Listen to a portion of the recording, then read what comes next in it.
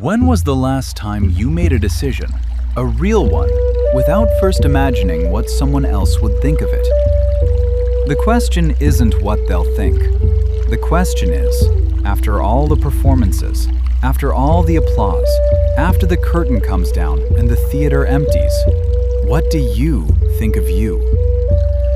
The day Maya realized she had never once made a decision for herself, she was standing in a wedding dress that wasn't her style, in a venue she didn't choose, marrying a man her mother approved of. She wasn't unhappy exactly.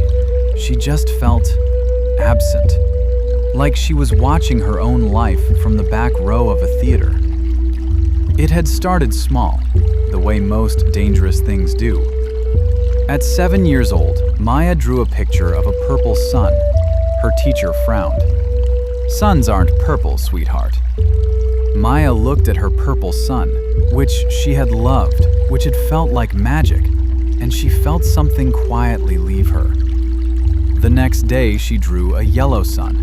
The teacher smiled, and Maya felt a warmth spread through her chest that she didn't yet have words for. She spent the next 20 years chasing that warmth. She studied law because her father lit up when she said the word lawyer. She cut her hair short when her college friends said it looked so chic. She laughed at jokes she didn't find funny. She stayed quiet in rooms where she had something to say. She built her entire personality like a contractor builds a house, not from her own blueprint, but from whatever the current client wanted. And she was good at it. People loved Maya. She was described as so easy to be around, so agreeable, so lovely. What they didn't know, what Maya barely knew herself, was that the person they loved wasn't really Maya. It was a reflection, a very skilled, very exhausting reflection. Then she met Daniel. Daniel was not impressed by her, not in a cruel way, just in the way that some people simply look at you and see you, not the version you're performing. On their third conversation, he said something that cracked her open like an egg. He said, "What do you actually think?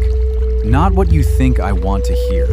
What do you, Maya, actually think?" She opened her mouth, and nothing came out. She laughed it off. But that night, alone in her apartment, she sat with the silence of his question, and the silence answered her. She realized she had been so busy reading the room that she had never learned to read herself. She had outsourced her identity to the reactions of others for so long that she no longer knew where the opinions of other people ended and where she began. Here's what nobody tells you about approval seeking. It feels like love, but it isn't. Love says, "I want you to be happy." Approval says, "I need you to be impressed." Love gives, approval takes. And the cruelest part? The more you feed approval, the hungrier it gets. Maya could receive 20 compliments in a day and feel fine, until one person looked at her sideways and the whole architecture would tremble. She was not living, she was auditioning, every day, for a role in her own life. There's a small story from ancient Greece about a sculptor who fell in love with the statue he created.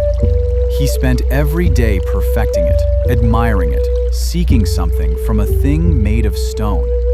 The statue, of course, could never love him back. Maya's approval seeking was the same. She kept sculpting herself into shapes that pleased others, and then wondering why, even when they clapped, she still felt hollow. Because you cannot be filled by applause. Applause is air. It enters and exits immediately. The only thing that fills a person, the only thing that actually lasts, is the quiet, private sense of knowing. I did this because I believed in it. I said this because it was true. I chose this because it was mine. Maya didn't fix herself overnight. That's not how it works.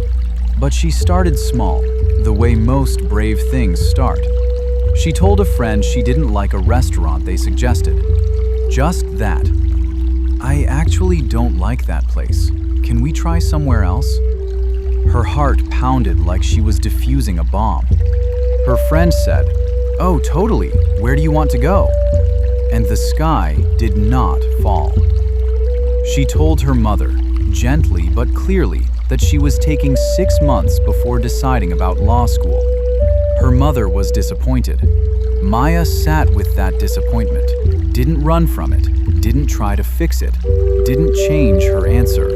And something that had been clenched in her chest for years loosened, just slightly. She started keeping a journal where she wrote her opinions before consulting anyone, asking herself, "What do I think? What do I actually want? What would I choose if nobody was watching?"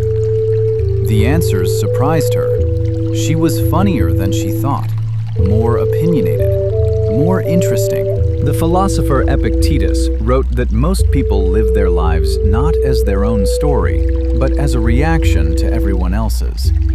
They move through the world like a compass needle, always spinning, always pointing at whoever is nearest, never finding true north. Maya had been that compass needle. She was learning to be the north itself.